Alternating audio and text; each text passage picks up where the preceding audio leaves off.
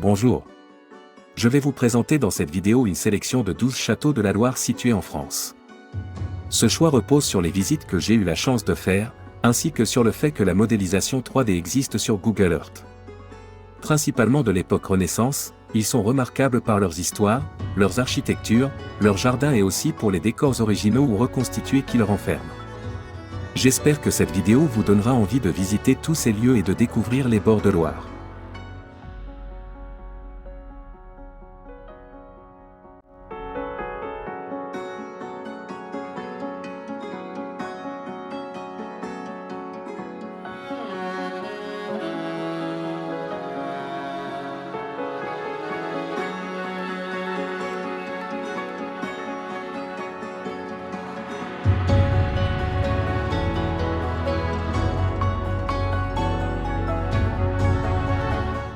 Le château de Châteaudun est un magnifique édifice médiéval et l'un des plus beaux exemples d'architecture militaire de la région. Construit au XIIe siècle, puis modifié au fil des siècles, ce qui en fait un mélange unique de styles architecturaux. Les visiteurs peuvent admirer les différentes tours, les remparts imposants et les jardins pittoresques qui entourent le château. L'intérieur du château est impressionnant. Les salles sont richement décorées avec des fresques, des tapisseries et des meubles d'époque. Vous apprécierez aussi de découvrir la chambre du roi, la chapelle, la salle des gardes, qui offre un aperçu de la vie à l'époque médiévale. Le magnifique château de Sully-sur-Loire date du XIVe siècle.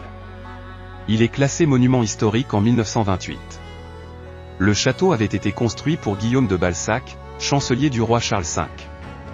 Acheté par la famille de Sully en 1602, il a été rénové et transformé en une demeure seigneuriale. Les jardins conçus par l'architecte paysagiste Achille Duchesne en 1903 comprennent un jardin à la française, un jardin à l'anglaise, un labyrinthe d'ifs, une roseraie, et de nombreuses autres plantes. Il abrite également un musée qui accueille des expositions sur l'histoire du château et de la région, y compris des objets datant de la préhistoire jusqu'à nos jours. Le château de Chambord, classé au patrimoine mondial de l'UNESCO, est l'un des châteaux les plus emblématiques du pays. Un véritable chef-d'œuvre architectural, Chambord est un témoignage de la grandeur et du raffinement de la Renaissance française. Construit au XVIe siècle pour être une résidence de chasse luxueuse pour le roi François Ier. Son architecture unique est un mélange harmonieux de styles français et italien, avec des influences gothiques et classiques. À l'intérieur, les escaliers à double révolution et les décorations somptueuses témoignent du faste de la cour royale de l'époque. Le château abrite également une collection d'œuvres d'art et de meubles d'époque, offrant un aperçu du quotidien de la noblesse française du XVIe siècle.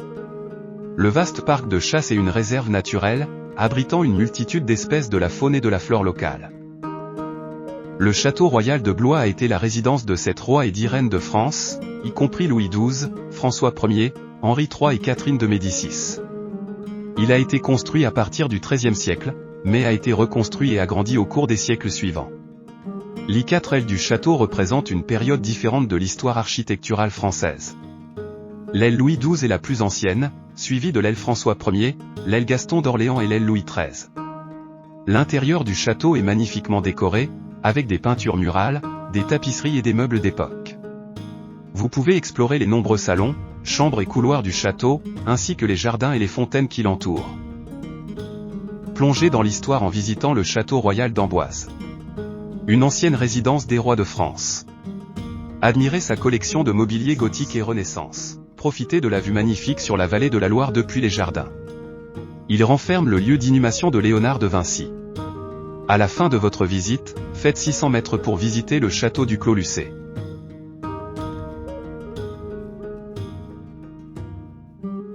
Construit au début du XVIe siècle, le château du Clos Lucé a été la dernière demeure de Léonard de Vinci, où il a passé les 3 dernières années de sa vie sur l'invitation du roi François Ier.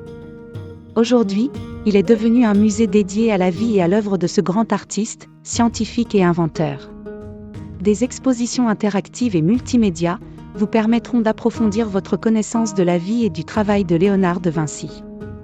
Vous pourrez notamment découvrir ses écrits et ses croquis, qui révèlent ses observations et ses idées révolutionnaires dans des domaines aussi variés que l'anatomie et l'architecture.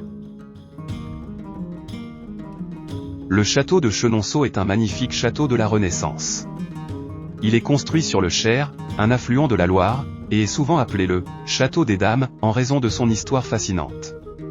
Le château a été construit au XVIe siècle à la demande de Thomas Bohier.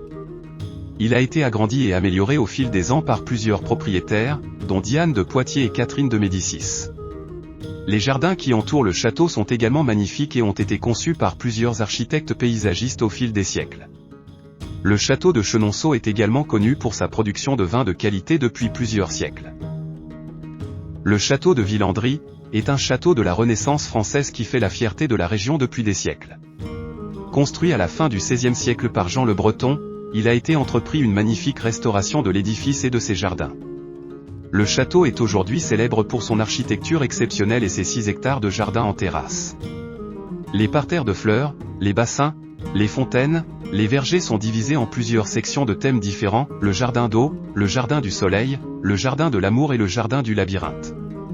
L'intérieur du château est remarquable, avec ses chambres luxueusement meublées, ses cheminées monumentales et ses plafonds richement décorés. Le château d'Azay-le-Rideau, construit au XVIe siècle, incarne l'élégance et la grâce de la Renaissance française. Ce magnifique château a été construit sur une île au milieu de l'Indre, lui donnant une allure romantique et pittoresque. À l'intérieur, le château abrite une impressionnante collection de meubles d'époque, de tapisseries et de peintures. Chaque chambre a été soigneusement restaurée pour recréer l'atmosphère luxueuse du passé. En plus de son architecture remarquable, le château d'Azay-le-Rideau possède également de superbes jardins à la française. Ces jardins symétriques et ordonnés s'étendent sur plusieurs niveaux. La forteresse royale de Chinon est un célèbre château construit au Xe siècle. Il a été le théâtre de nombreux événements importants de l'histoire de France, notamment pendant les guerres de religion. Au XVe siècle, le château devint la résidence des rois d'Angleterre pendant la guerre de Cent Ans. Aujourd'hui, la forteresse royale de Chinon est un musée majeur qui donne un aperçu des techniques de construction et de défense utilisées à l'époque. La forteresse royale de Chinon se distingue également par ses jardins en terrasse aménagés avec soin pour profiter au maximum de la vue panoramique. Le château de Rivaux est célèbre pour son magnifique jardin qui abrite une collection unique de plus de 450 variétés de roses. Il est également célèbre pour être le château de contes de fées de la région. Il date du XIVe siècle et a été construit par la famille d'Azay-le-Rideau.